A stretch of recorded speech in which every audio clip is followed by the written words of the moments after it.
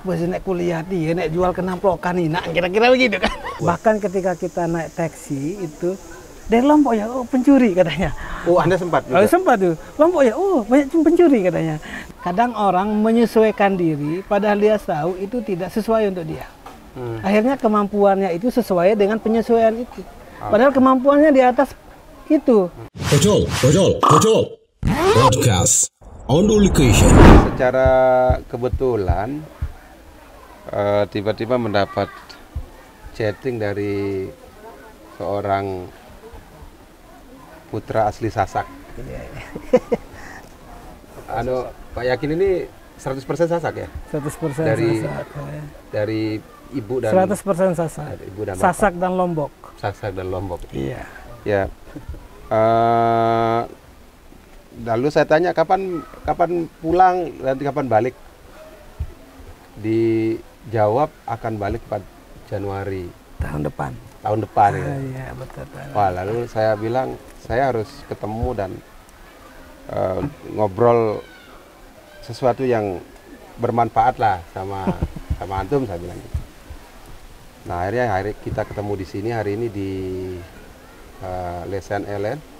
Konon Lesehan Elen ini contoh best practices dari pengelolaan remittance. Seorang TKW pekerja migran bisa menjadi gini besar. Sebesar ini. Hari ini semua berukanya penuh ya, guys. Nah, jadi kenapa saya tertarik untuk ketemu sama antum itu Pak Yakin? Karena begini, dalam pikiran saya, Anda satu-satunya orang yang setidaknya saya kenal itu sangat sebenarnya lebih pengetahuannya kan pengetahuan tentang lokal. Actingnya juga acting lokal gitu. Iya. Sasak banget lah Anda ini. Dan ya Anda kemudian meraih gelar doktor Anda itu karena hal-hal yang kelihatannya sangat remeh-temeh. Iya. Yaitu tadi Anda bicara soal disertasi Anda soal kesantunan dalam perkawinan. Serong serah, bagaimana fenomena serong serah ya? Proses perkawinan itu ya. Oh, bagaimana proses perkawinan?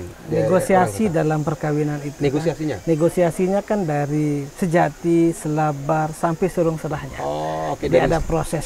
Dalam ya, tahapan itu. Pernikahan itu bagaimana negosiasi diselesaikan. Nah, oke. Kan dalam merari lah.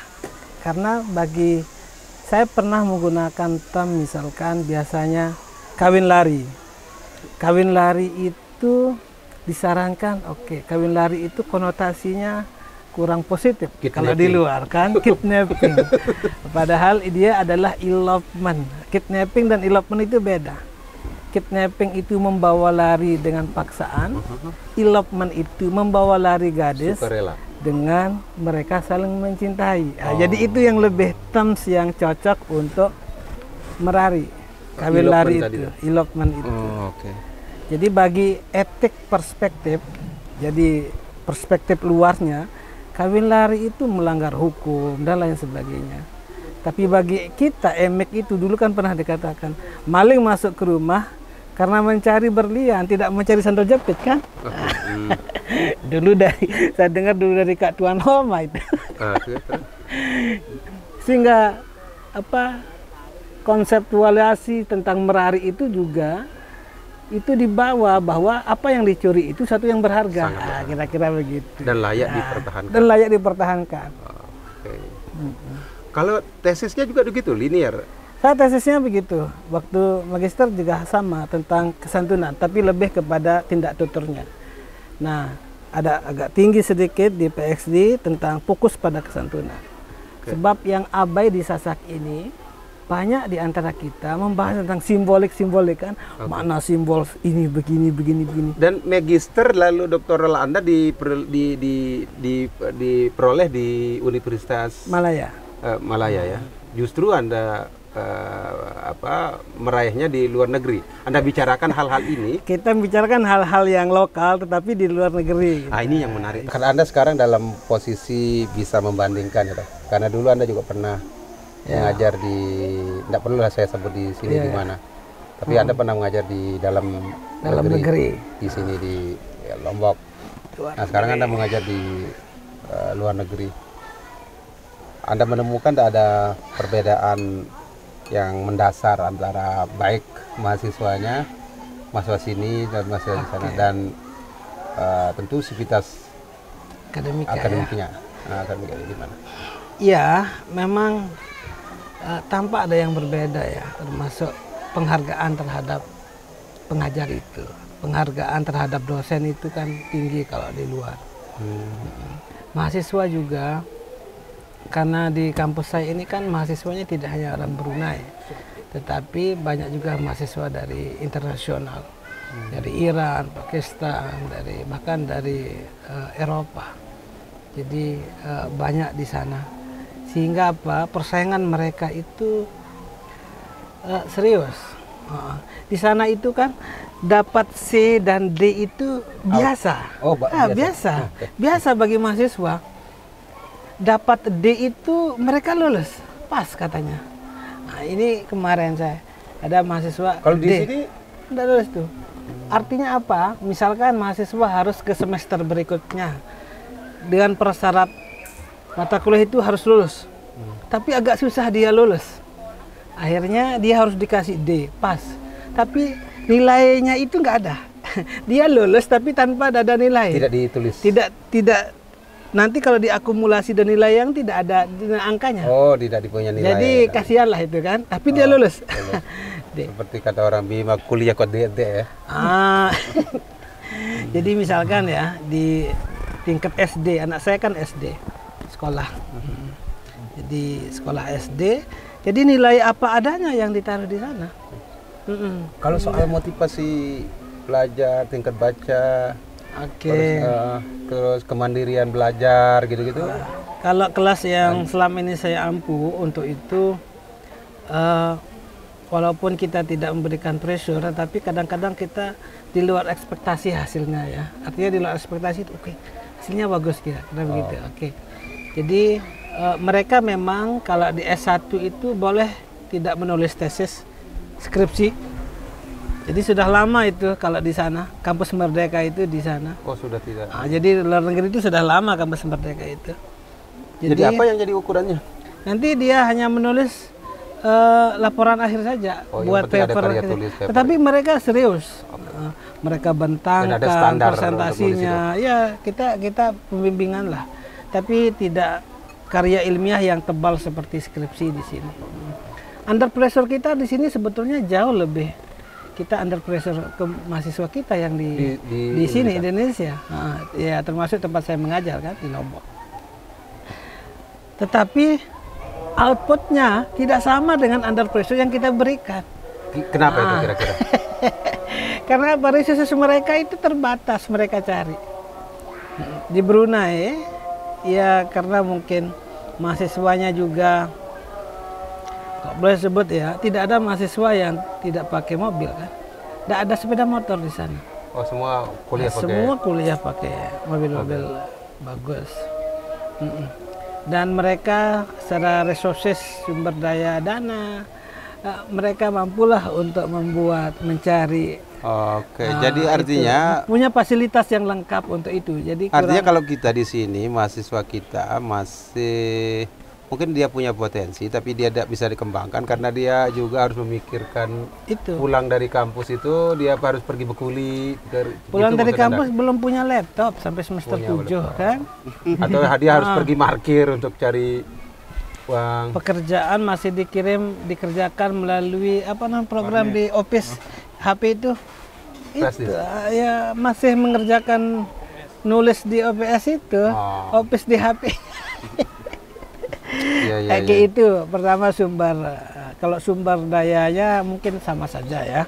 Kita cuma memang fasilitas mereka tidak didukung oleh itu. Kita yang di sini ya kalau di kota-kota besar mungkin termasuk ketenangan berarti juga ketenangan dalam belajar. Atmosfer itu ya. Jadi tidak ada yang terlalu under pressure memang di sana itu. Tapi seandainya kondisi itu kebalik dia di sini mungkin dia gini juga ya, tanpa fasilitas di sana. Nah, sekarang kita ke personal antum nih. Ya, ya. Karena antum ini lahir dari orang Sasak. Orang Lombok, Orang orang Sasak, dusun lah, Sasak, kampung kan. Kampung. Mm-mm. Dan Anda dibesarkan dalam tradisi itu. Dalam Salah tradisi satu tradisi orang Sasak itu kan diutamakan sambung benang, berempung punti. Nah, Terus itu diterjemahkan kalau Anda mau sekolah nggak dari jauh-jauh. Mengkuru ke Pancor itu Anda akan diantar bertruk-truk orang, lalu ada acara tangis menangis. Oh, anak siapa yang akan masakkan kamu nanti? Lalu kalau kamu mau menikah, menikahlah dengan misanmu supaya kita sambung menang, supaya artinya bahwa tradisi migrasi jauh dari rumah, kemudian mengalami homesick itu kan tinggi risikonya pada orang Sasak. Ya orang seperti Anda inilah. Itu terjadi nggak pada Anda? Kalau terjadi gimana cara ngatasinnya itu? sebetulnya itu tidak terjadi di saya. Oh, karena Anda sudah internasional. Kalau itu terjadi maka saya tidak pergi kemana-mana. Oke. Jadi sejak saya mahasiswa itu saya sudah kemana-mana kalau di Asia kan.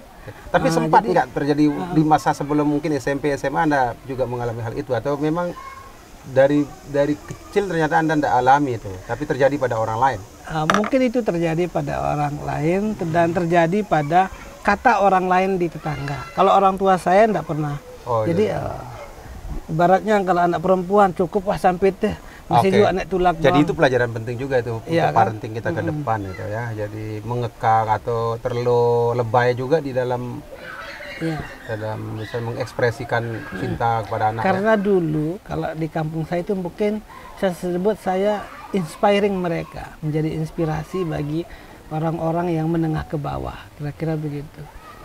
Dulu kalau ada orang kuliah, representasinya anak orang kaya, duit biaya nanti ya, kuliah kan, macam milik macam sama, karena representasinya anak orang kaya.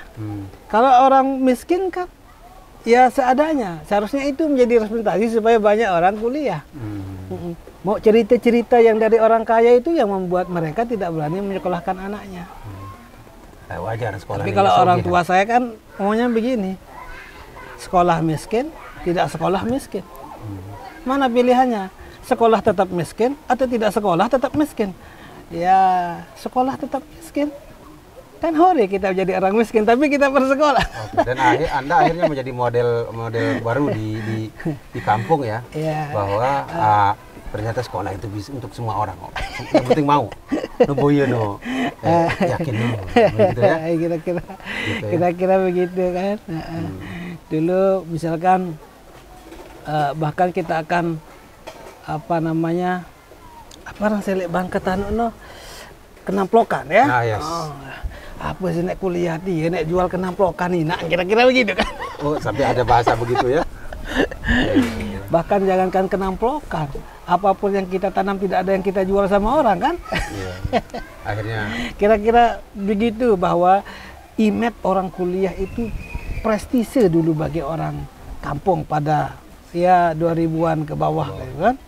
Tapi sekarang kan rata-rata banyak orang-orang yang biasa-biasa dapat kuliah karena beasiswa, karena fasilitas. Ternyata harus ada jambatan yang menghubungkan mereka itu kan. Oke, dan dia harap kuliah aja tuh pasti dah ikut gitu. jadi kalau hari ini Anda diminta untuk menggambarkan diri Anda sendiri, mengidentifikasi diri, Anda mempersonifikasi diri Anda itu seperti apa sekarang sebagai orang Sasak yang bagaimana? Sasak berdiaspora ya. Sasak yang berdiaspora yang tidak pernah berhenti bermimpi. Saya anak kampung yang tidak berhenti bermimpi. Jadi pemilik masa depan adalah orang yang berpikir masa depan. Kira-kira begitu. Jadi dulu memang waktu masih kecil Anda memang sudah ada mimpi cita-cita untuk ke sana ya. iya hari-hari di mana Anda hari yang ini? hari ini tidak pernah saya mimpikan. Tapi S1 saya mimpikan, sebab sejak dulu waktu saya sekolah sering dipanggil Pak dosen. Jadi mungkin connecting the dot itu yang menghubungkan itu ya. Pak dosen, teman-teman bercanda kan Pak dosen. Sebab kita sering memberikan tutor sebaya kepada teman-teman. Dan akhirnya Jadi dipanggil. mungkin connecting the dot itu yang menghubungkan kita ke Malaysia, ke mana-mana, sering kita sebut. Jadi seringlah menyebut sesuatu yang Anda belum pernah Anda lihat. Tetapi suatu saat Tuhan akan menghubungkan itu. Itu menjadi semacam doa ya? Itu semacam doa. Oke, saya pernah dengar itu. Jadi ada bakal motivator itu bilang gitu. Iya. Sering-sering ucapkan. Ini istilah Stephen Jobs itu kan, connecting the dot. Jadi Iya. menghubungkan titik-titik yang dulu 15 tahun lagi, yang kita pikirkan ternyata terjadi hari ini. Kan cita-cita itu terus seperti organisme. Selesai S1 cita-cita kita berbeda. Oh, ada terus- target kita berbeda. Terus mengalami perkembangan. S2 mengubah, S3 ya belum. Ada kegelisahan sebetulnya ketika saya selesai S3. Balik ke Lombok dengan atmosfer Yang tidak seperti diharapkan. ya, atmosfer apalah akademik dan lain sebagainya, sementara pertarungan akademik, diskusi-diskusi itu mesti tersalurkan. Jadi sempat Anda merasa Iya. putus asa atau menjadi semacam tempat saya tidak di Oke. sini. Jadi kita memang kalau kita mau berpikir besar itu, kita harus selalu tidak mencocokkan diri pada hal yang tidak relevan untuk kita. Kadang orang menyesuaikan diri padahal dia tahu itu tidak sesuai untuk dia. Akhirnya kemampuannya itu sesuai dengan penyesuaian itu. Padahal kemampuannya di atas itu. Nah, jadi Tapi saya dia tidak paksa masuk. saya tidak secocok dengan ini. Sekarang saya di sini karena saya sedang mengalir saja, kira-kira begitu. Oke.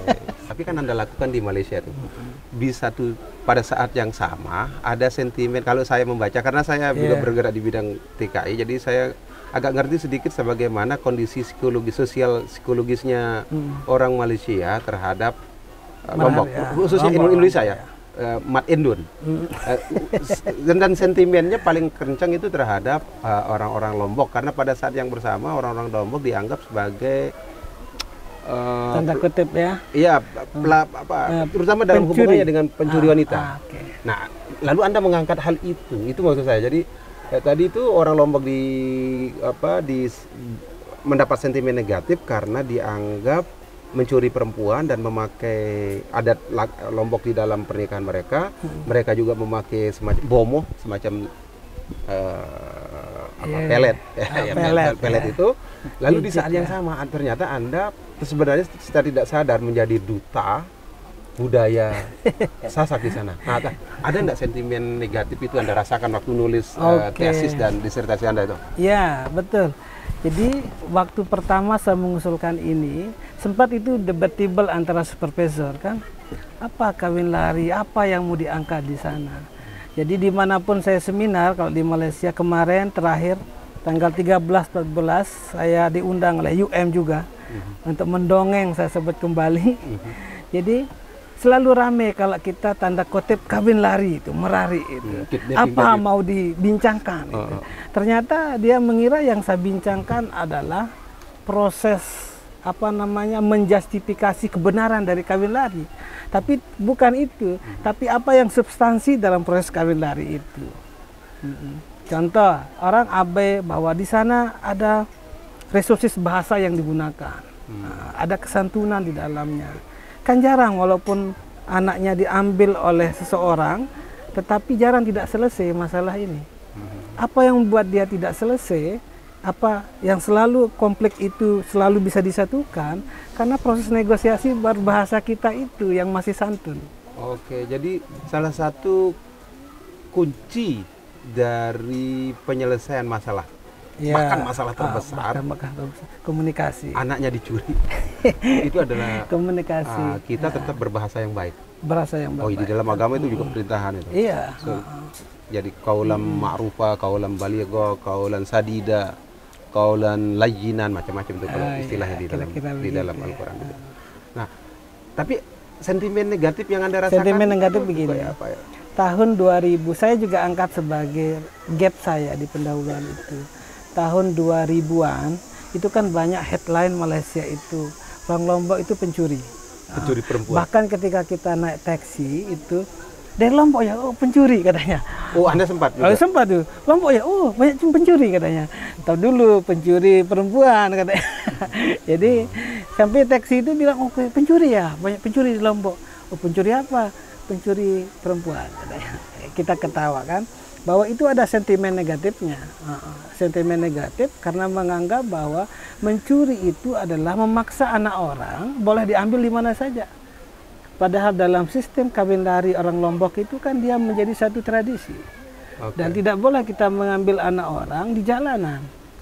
Atau di mana saja, dia harus kita ambil dari rumah dan kita harus saling mencintai.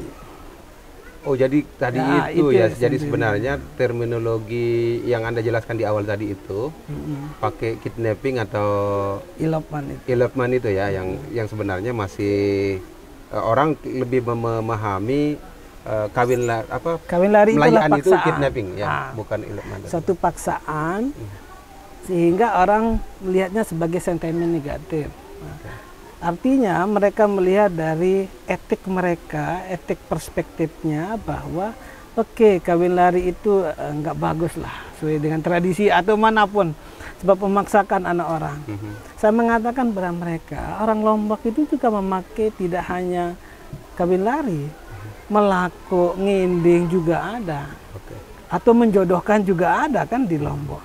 Tapi bagi sebagian orang Lombok, ini justifikasi saya, bagi sebagian orang Lombok, nginding melaku itu bagian dari ketidakmerdekaan anak itu untuk menentukan jodohnya. Jadi sejak dulu orang Sasak itu merdeka dengan pilihannya, kira-kira begitu. Karena Karena sebenarnya dia anak itu yang memilih. karena itu yang memilih cara itu kan, tidak mau dijodohkan dan lain sebagainya. Justru itu sebagian dari culture resistance, perlawanan budaya sesungguhnya kawin lari ini. Perjodohan, pemaksaan, dan siapa yang Di samping menikahi. untuk menguji kesiapan mental dari si laki-laki ya. Betul, kira-kira Karena begitu. bagaimana tanggung jawab mereka, kemampuan mental untuk menjaga si perempuan, karena di dalam proses itu mereka juga kan ada ujiannya itu dikejar kan. Iya betul. Lalu hanya laki-laki pemberani atau apa perempuan ya untuk menguji bagaimana mereka Iya, bertanggung jawab, berani nggak dia mempertahankan barang berharga tadi itu, iya, perempuan iya, itu dengan darah dan jiwa mereka ya.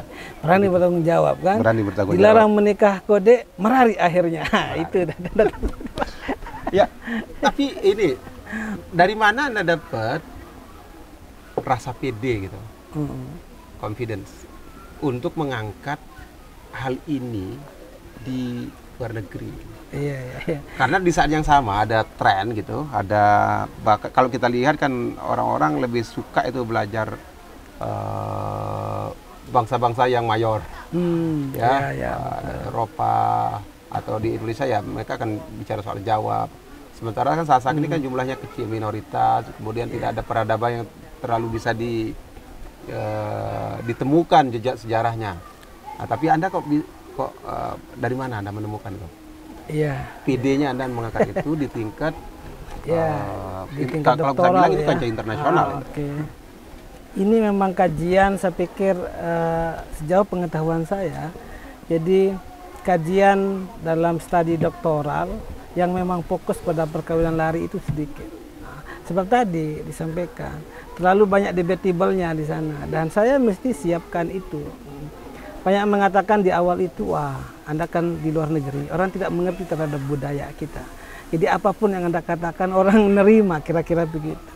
Oh, Tapi justru tidak- celahnya di situ ya. celah Tapi positif. tidak demikian. Kalau kita memiliki metodologi keilmuan terhadap kajian kita itu, siapapun yang melihatnya akan memberikan pertanyaan-pertanyaan kritis terhadap itu. Dan saya tidak menemukan itu. Jadi mengangkat ini lokal pasti dia tidak mengerti apa-apa. Tidak demikian. Sebab saya merasakan pertanyaan-pertanyaan kritis dari supervisor, dari penguji waktu itu juga menyulitkan kita untuk menjawabnya, walaupun itu adalah budaya yang memang dalam kehidupan sehari-hari kita melihat dan mengalaminya. Jadi kira-kira begitulah. Dan pada akhirnya Anda bisa meyakinkan supervisor Anda dan Anda lulus. Ya, meyakinkan dan saya termasuk mahasiswa PSD yang paling produktif untuk publikasi Publikasi. tentang itu. Sebab apa? Dia melihat ada keunikan di dalamnya dan bisa kita membuatnya menjadi lebih general dan diterima secara umum pesannya. Pertama, pesannya adalah conflict resolution, komunikasi yang baik, kesantunan, yang lokal ya, secara lokal general. okay. Kalau kita publish di jurnal berreputasi, ya mesti ada novelty yang bisa dipakai secara general di mana saja. Kalau lokalistik saja hanya dimengerti orang Sasak, mungkin dia tidak terima. Tapi kita bisa menjustifikasi itu sebagai satu conflict resolution, bisa berkaca dari cara mereka menyelesaikan masalah itu. Sebab kan banyak masalah-masalah orang kawin lari tidak selesai-selesai. Sebulan, 2 bulan tidak selesai-selesai. Apa yang membuat mereka selesai? Ya komunikasi yang baik itu kan. Salah satu di antaranya. Salah satu di antaranya. Oke. Dan di samping memang ada mekanisme adat ya. Mekanisme adat yang memang yang kalau disediakan. itu. Itu. Nah, akhirnya apa ada enggak perbedaan cara pandang dari terutama orang yang ada di circle Anda, lingkungan Anda di sana terhadap budaya Sasakan sebelum dan sesudah Anda? Iya, awalnya kan sentimen negatif. Sentimen negatif itu menjadi sentimen positif. Oh ya, ternyata itu adalah tradisi gitu kan. Tidak dianggap sebagai suatu pemaksaan. Jadi sentimen negatif itu menjadi sentimen positif. Jadi orang semua paham. Lebih dihargai. Lebih semua paham. Kalau baca misalkan beberapa jurnal yang sudah kita publikasi dengan teman-teman di Malaysia, di beberapa kampus lain itu yang satu kolaborasi dengan saya, itu sentimen negatif itu mestilah harus menjadi sentimen positif sebab kita menjelaskan di sana. Dia hanya satu ritual, bukan perkawinan itu sendiri. Kan dulu kalau kawin lari itu adalah perkawinan yang sah karena sudah diambil. Tapi bagi orang Sasak, kawin lari itu, merari itu adalah satu ritual bahwa tetap dia akan menggunakan agama Islam sebagai upacara yang sah untuk melegalkan perkawinan itu kan. Iya, mengikatkan perempuan dan anunya tetap ya. Cuman ada bagian prosesinya yang secara dilakukan secara adat ya. Nah, tapi sekarang Anda itu kan belajarnya di Malaysia itu. Terus mengajar sekarang di Brunei. University Brunei Darussalam. University Brunei Darussalam. Nah, bagaimana ceritanya itu? Anda sampai terdampar di sana. Apa yang membuat mereka tertarik untuk merekrut Anda? Iya ya. Jadi proses ke Brunei ini kan proses yang panjang sebetulnya. Jadi mereka itu seleksi hampir kurang lebih 1 tahun lah ya. 8 sampai 9 bulan. Di tahun berikutnya saya terima allowance. Tahun berapa itu? 2022 awal. Anda apply tahun 2002 awal. Accepted-nya itu Januari 2023. Jadi prosesnya pertama administrasi, kemudian interview 3 kali. Online. Jadi kemudian diminta untuk mengisi seminar online juga. Tapi interviewnya Brunei ini kan agak strike sedikit kan. Dia harus hadir kementerian jadi dalam proses mereka. Itu Anda langsung diverifikasi. Langsung diverifikasi oleh kementerian. Tidak hanya oleh kampus. Dalam wawancara itu apa poin paling penting yang ingin citra diri yang Anda mau tonjolkan dari bahwa Anda berbeda dan layak untuk direkrut mereka itu apa itu? Rektor itu sempat bilang, rektornya langsung interview. Dokter yakin Anda muda tetapi memiliki publikasi yang banyak. Itu saja sebetulnya. Oh, Anda publikasi. Jadi diharapkan nanti setelah sampai di Brunei itu rajin mengajak teman-teman yang di sana untuk melakukan kolaborasi, termasuk komparatif study terhadap budaya. Saya kan ditempatkan. Tapi mereka nggak kasih poin penting terhadap penguasaan itu juga terkait dengan saya concern pada budaya. Jadi diharapkan nanti ada comparative study yang bisa dilakukan dengan Lombok, dengan Indonesia. Saya kan di Malay Studies. Jadi di bahasa Melayu, Malay Language and Linguistic lah. Malay Language and Linguistic. Dan di dalamnya kita berbicara tentang bahasa Melayu, budaya Melayu. Diharapkan itu nanti itu antara Brunei bisa kolaborasi dengan Indonesia terkait dengan budaya dan lain sebagainya. Jadi bisa dibilang Anda ini termasuk orang yang sukses mengkapitalisasi kesasakan Anda. Sehingga bisa mencapai di karir yang kayaknya itu konsistensi ya, konsistensi itu. Dan Anda tidak sedang merasa waktu ngajar-ngajar itu tidak merasa sedang belajar mengajar kan, tapi hanya seperti tadi Anda sering memakai istilah bercerita, mendongeng. Karena Anda hanya menceritakan kembali apa yang sudah kita alami gitu kan. Oke, artinya saya mendongeng itu sebab saya kembali kepada alumni. Jadi kembali ke sana sebagai invited speaker. Nah, jadi orang kampung itu diundang di mana-mana untuk berbicara tentang budaya. Jadi kira-kira begitu kan. Nah, jadi itu guys ya. Nah, justru ketika kita bangga dengan atau mendalami diri kita sendiri, itu bisa menjadi salah satu nilai jual ya, nilai jual diri. Nah, lalu apa pengalaman setelah sampai di sana, apa pengalaman yang paling menarik selama ini Anda temukan? Oke, pertama kan tidak jauh beda budaya kita dengan Brunei.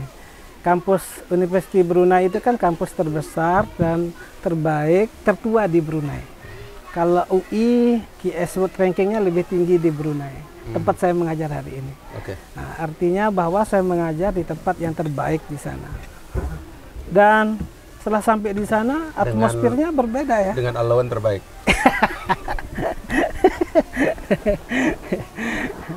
Itu salah satunya.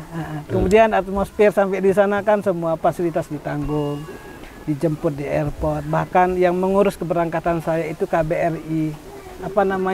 Duta Besar Brunei di Jakarta. Oh, jadi anak-anak benar-benar dianggap sebagai diperlakukan sebagai duta besar juga ya? Itu karena duta besar yang repot mengurus saya, kapan berangkat dan kapan harus nyampe di sana. Jadi semua mereka yang urus itinerary saya sampai ke Brunei. Sampai di sana dijemput, dibawa ke rumah, dan kita memang difasilitasi rumah sultan ya kalau di sini. Sebab rumah di sana itu besar-besar. Saya kira Brunei juga mengalami problem psikologi sosial yang sama dengan Malaysia, terutama sentimen terhadap orang Lombok tadi.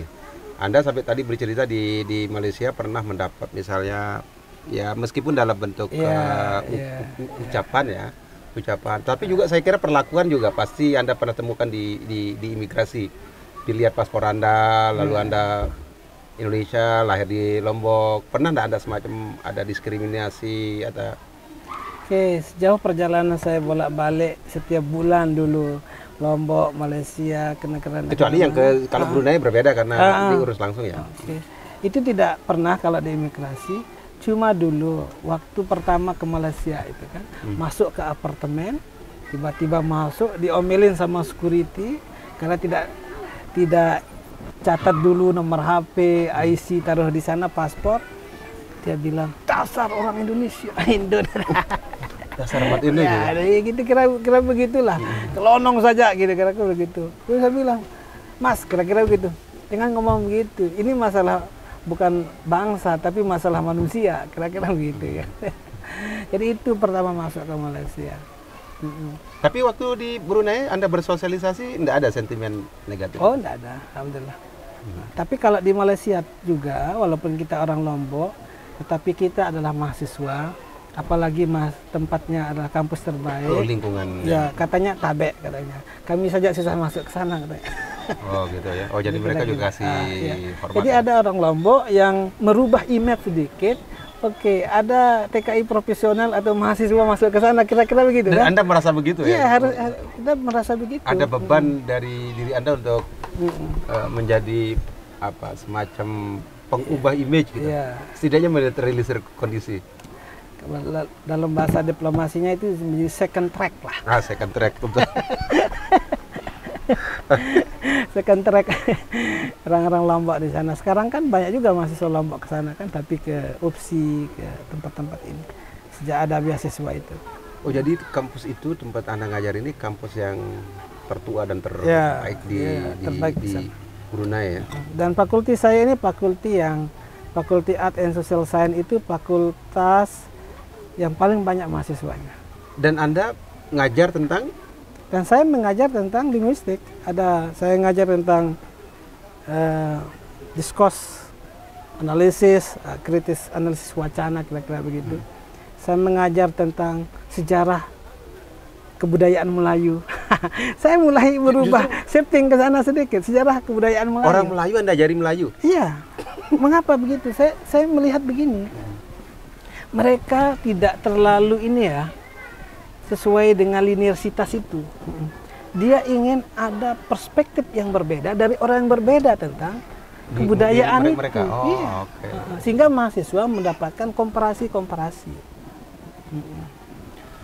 Setelah Anda sekarang mendalami soal Melayu. Bagaimana Anda melihat irisan antara Sasak dan Melayu?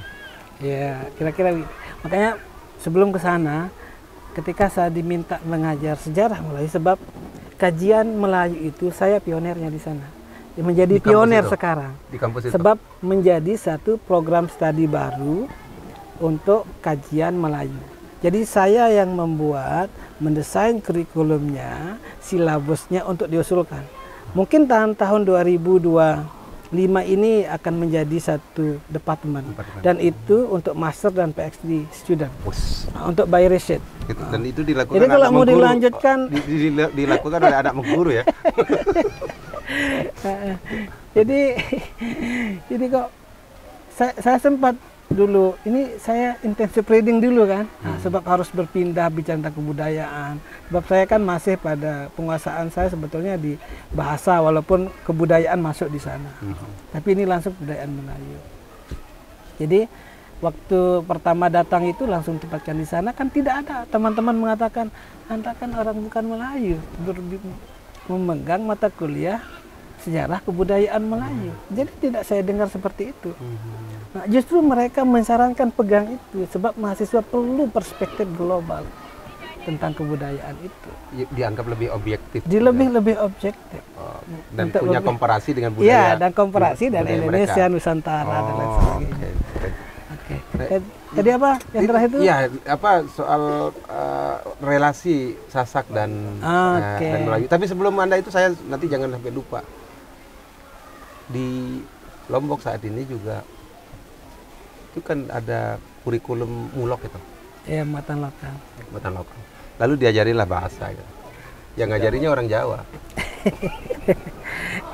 Sebetulnya kan muatan lokal ini harus diberi nama. Jangan muatan lokal namanya. Biarkan namanya itu bahasa Sasak, bahasa dan budaya Sasak saja. Jangan muatan lokal. Kalau muatan lokal itu tetap dia menjadi second hand dari yang utama itulah. Bagian dari kalau tidak ada ini ada, kira-kira begitu. Lebih baik dinamakan saja bahasa dan budaya Sasak. Walaupun memang muatan lokal, tapi tulisan besarnya kan di buku itu muatan lokal.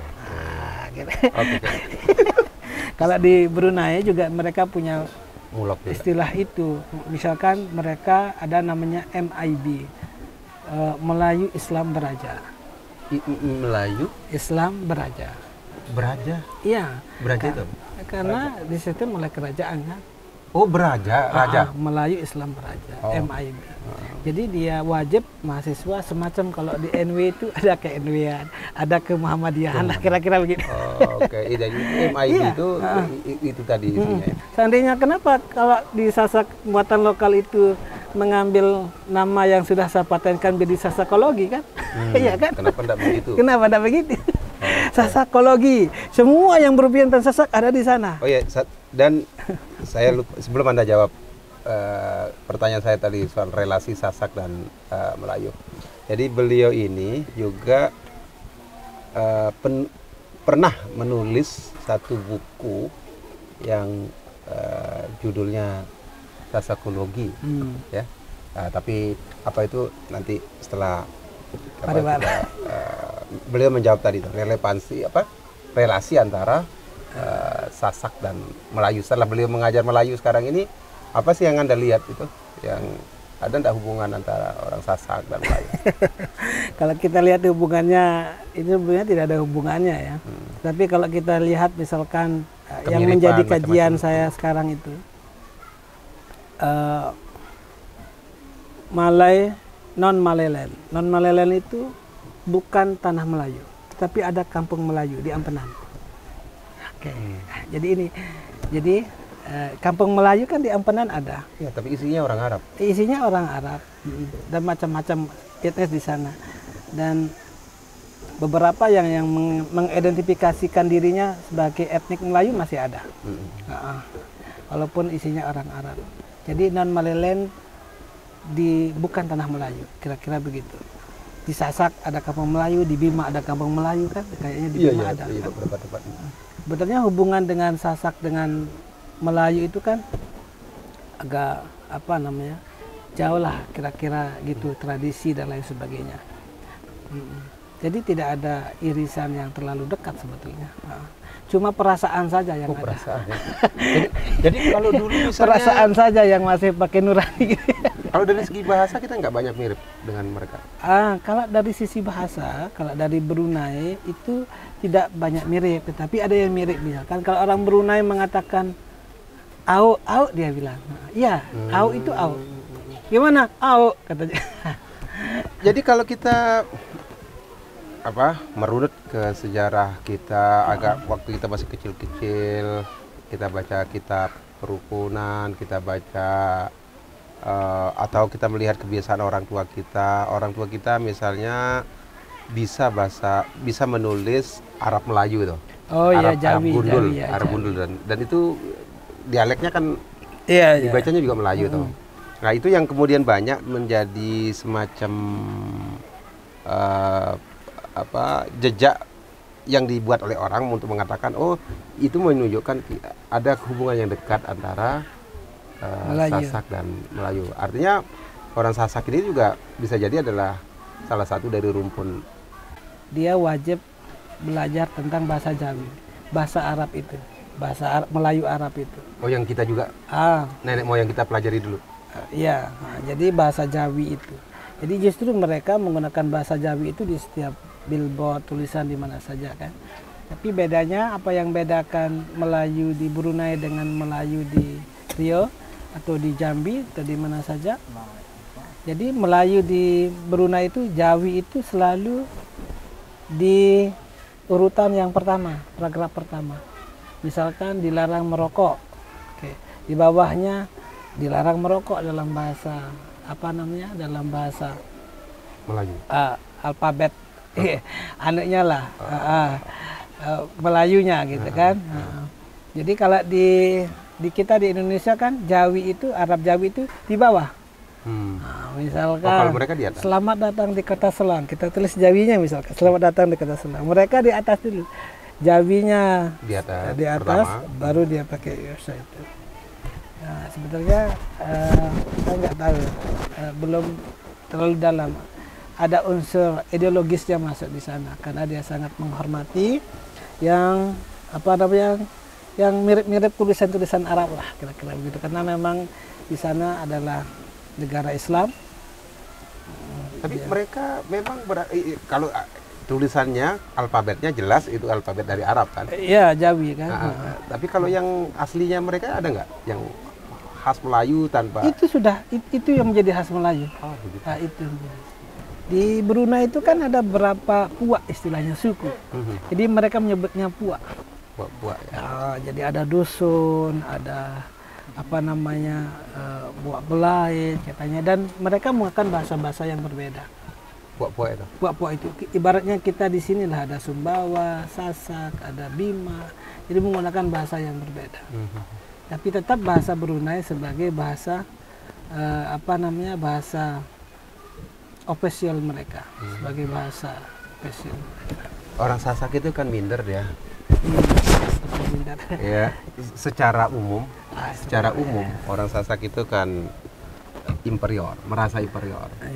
Itu bisa kita lihat di berbagai event, kalau ada sikiran, ada sholat, ada macam-macam, pasti Sila. Mereka kan nggak akan pernah berani maju. Iya. Sila aja dulu dia ngiring. Kalau tidak sila, dia mempersilahkan orang lain, maka dia akan mengatakan ngiring, saya di belakang. Ngiring deh. Itu menurut saya itu bagian dari imperialisme. Dan Anda merasa itu nggak atau tidak merasa? Karena tetap pede itu. Berarti Anda mutan, sasak mutan. Gimana ya? Iya, jadi justru sebaliknya ya. Nah, justru sebaliknya. Kita kadang-kadang sesama sasak kan saling pesila, ngiring dan lain sebagainya.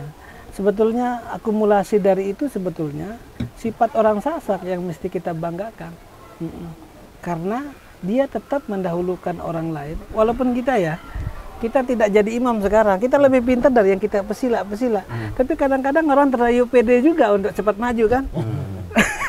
Lalu kita menjadi observer ini salah. Observer bagi orang yang salah. Bagi orang yang salah kan. Tapi ngerumun-rumun di belakang. Ngerumun di Tapi itu sebetulnya bagian dari kelebihan dan kekurangan kita. Kan? Kelebihan kita di sana ya kita selalu kita penghargaan terhadap orang itu lebih tinggi dari penghargaan terhadap kita. Itu yang dalam beberapa teori itu disebut sebagai mengangkat orang lain dan merendahkan diri kita sendiri. Dan itu yang disebut sebagai bagian dari kesantunan dalam teori kesantunan itu. Tapi di tengah kompetisi yang saat ini itu masih relevan nggak? Atau Anda dalam praktik diri Anda rasakan, Anda praktekkan atau enggak itu? Ketika misalnya Anda diangkat sebagai orang yang akan mempioneri departemen tersendiri, ini kan sesuatu. Kita kan tidak pernah melihat itu dalam ranah profesional.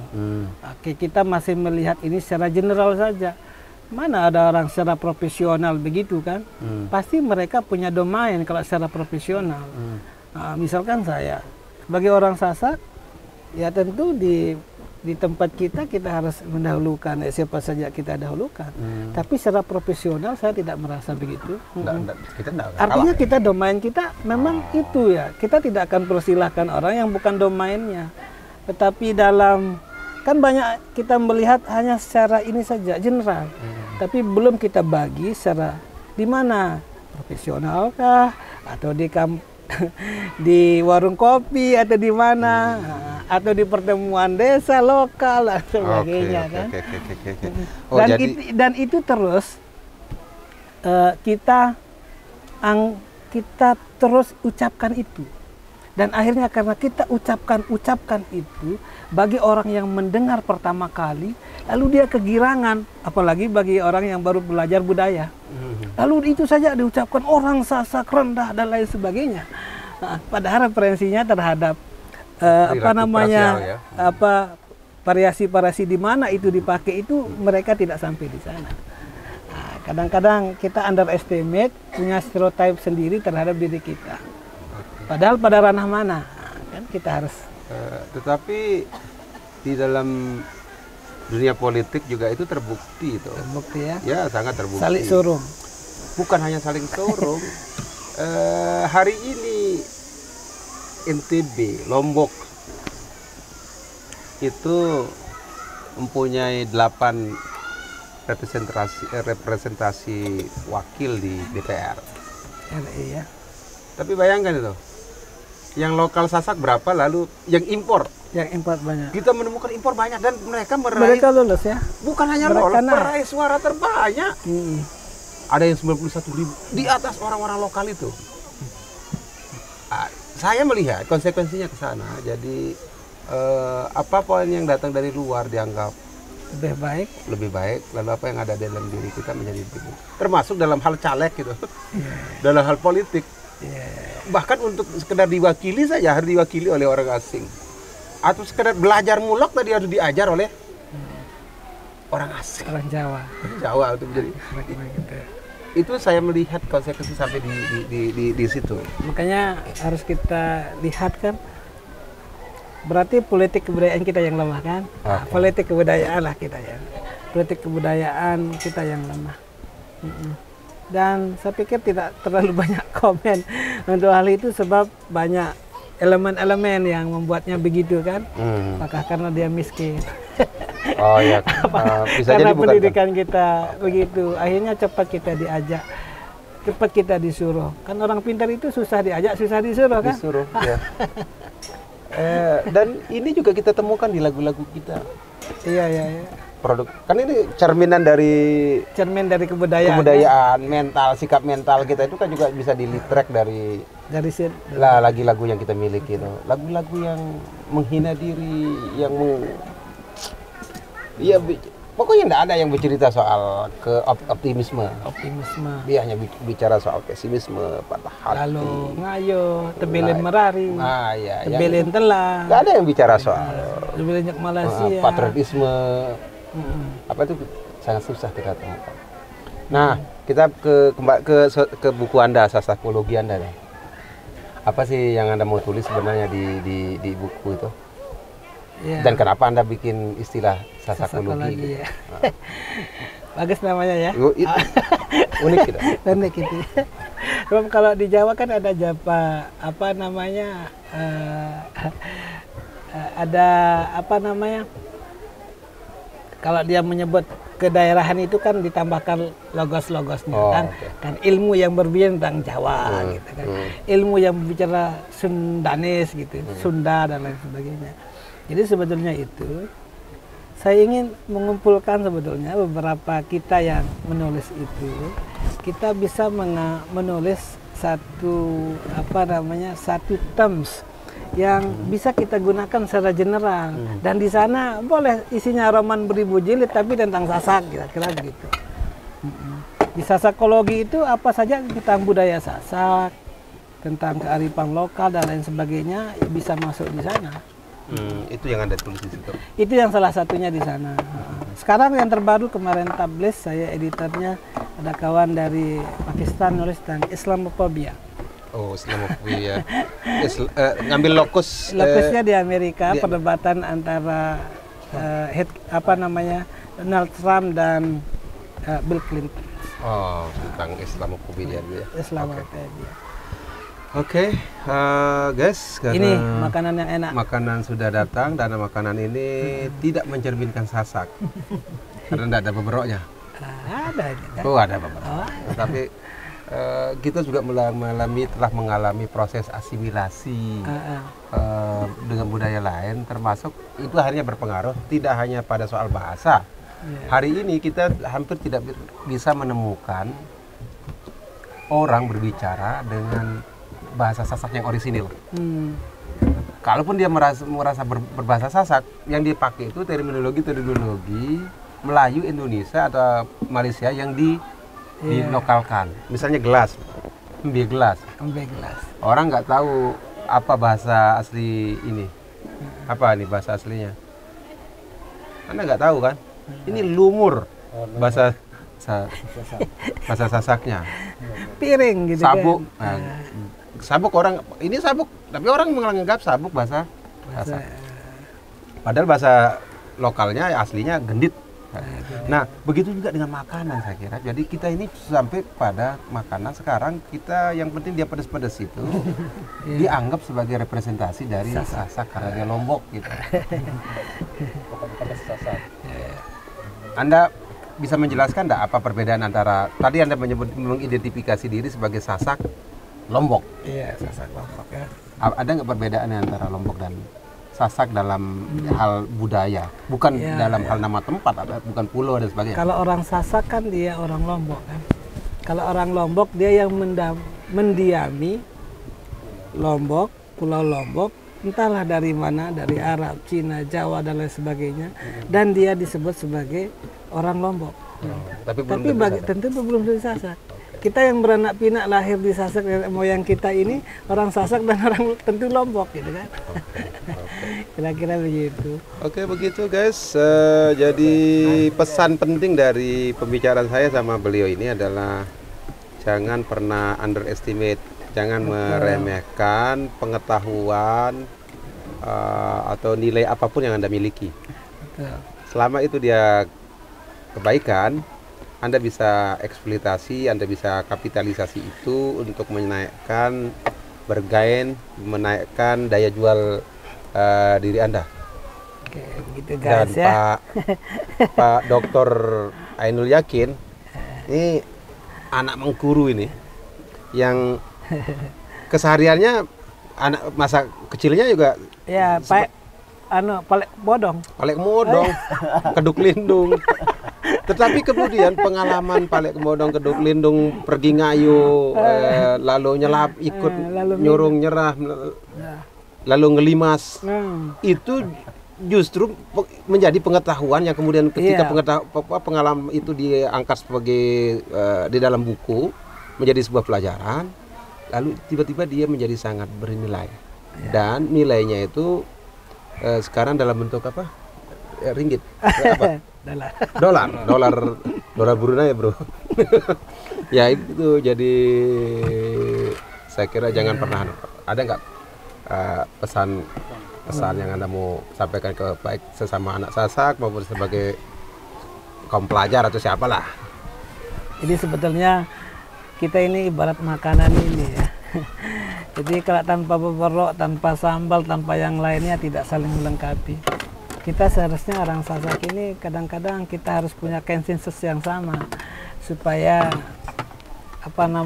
kesadaran kebudayaan, politik kebudayaan kita tidak terus merasa underestimate dari orang lain. Inferior tadi ya.